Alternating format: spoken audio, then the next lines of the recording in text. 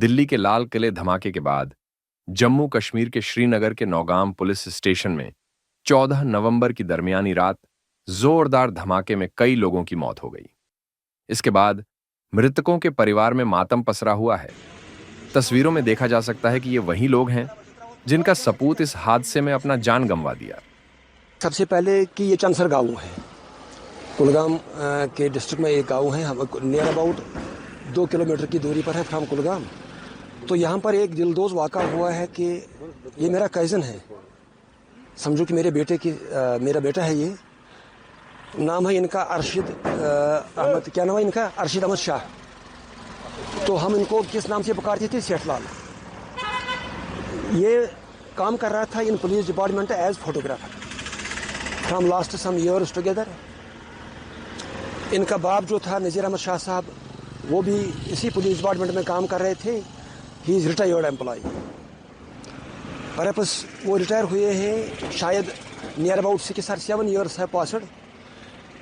اس کے 2 بیٹے تھے آلریڈی۔ اس کا ایک بڑا بیٹا تھا اقبال صاحب، اس کا بھی ایک ایسا ہی واقعہ ہوا ہے۔ ایسا واقعہ نہیں ہوا لیکن وہ اس دنیا سے رخصت ہوا کہ مگر وہ مطلب اس وقت جیسا بھی سانے ہوا تھا کہ وہ سمجھو کہ وہ بھی ایک دلدوز واقعہ تھا۔ مگر اب اس کا دوسرا بیٹا یہی ارشد صاحب یہ کام کر رہے تھے سری نگر میں۔ He was employ in police department. تو ان کی شادی بھی وہیں پر ہوئی تھی سری نگر میں ہی۔ بڑے چھوٹی عمر کے تھے، سمجھو کہ اب اس نے سٹارٹ کیا تھا اپنا دنیا کا دور، دنیا میں چلنا۔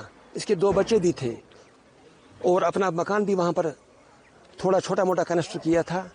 یہاں پر بھی بار بار آتے تھے، ہم سے ملتے تھے۔ تو رات کے اس تقریباً صبح کے مطلب سمجھو کہ فجر نماز کے بعد ہم جو رشتہ دار لوگ ہیں we have started to receive the calls. یہ کالز ہمارے کو شروع آنے ہوئے کہ ایسا واقعہ ہوا، لیکن ہم یہ ایکسپیکٹ نہیں کر رہے تھے کہ خدا نخواستہ ان کی ڈیتھ ہوئی تھی۔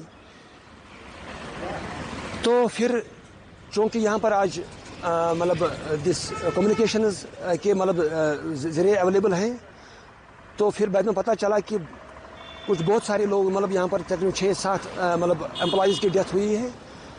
تو پھر بعد میں یہ بھی پتہ ہوا کہ ان کی بھی ڈیتھ ہوئی۔ مگر ہم کیا کہیں گے اس بارے میں؟ سب کے سب ہم سب دل سے ہم رو رہے ہیں اس وقت، سارا گاؤں رو رہا ہے، اور خاص کر جب ہم قریبی لوگ ہیں۔ اب ہم سرکار سے یہی التجا کرنا چاہتے ہیں۔ اس کے 2 بچے بھی ہیں، اس کی بیوی ہے، یا جو بھی اس کے لواحقین ہیں،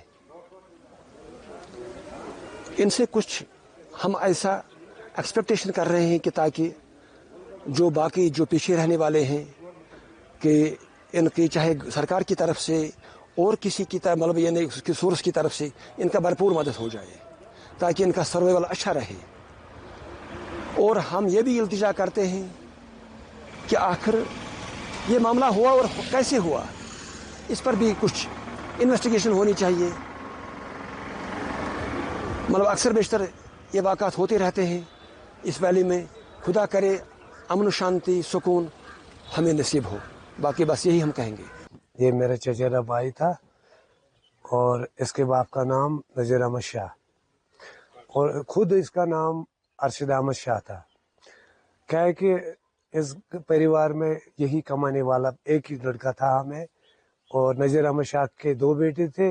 ایک بیٹا جو بڑا تھا وہ ایکسیڈنٹ میں مارا گیا پہلے، تو اس کے بعد میں اب یہ دوسرا بیٹا بیچارہ نوکری کر رہا تھا۔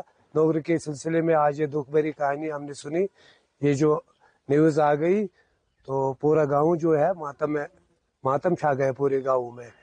تو اب کیا کریں، ہم گورنر سے اپیل کرتے ہیں کہ اس میں بھرپور تعاون کرے اور ہمارے ساتھ انصاف ہونا چاہیے۔ یہ مجھے بتائیں فیملی میں کون کون ہے؟ فیملی میں اس کے 2 بچے ہیں، ایک تو بیٹی ہے، وہ 2 سال کی بیٹی ہے، اور 4 سال کا بیٹا، 6 سال کا بیٹا اس کا ہے۔ تو اور گھر میں بوڑھی ماں ہے، اور باپ جو ہے وہ ہارٹ پیشنٹ ہے، اس کے 2 سرجری آئی ہے، وہ بھی پولیس میں تھا۔ تو اب کچھ بھی نہیں رہا، خالی وہی اب بوڑھے ماں باپ 2 ہے اور وہ بچے 2 ہے، بس باقی کچھ بھی نہیں۔ گورنمنٹ سے کیا رہی؟ گورنمنٹ سے ہماری یہی اپیل ہے کہ ان کو بھرپور تعاون کیا جائے ان کے ساتھ، اور ان کو بھرپور مدد کیا جائے، اور ان کو جو یہ घर जो परिवार चला रहा था वो तो एक ही सहारा था, ये भी छीन गया. अब उनको चलाने के कोई भी जरिया नहीं था.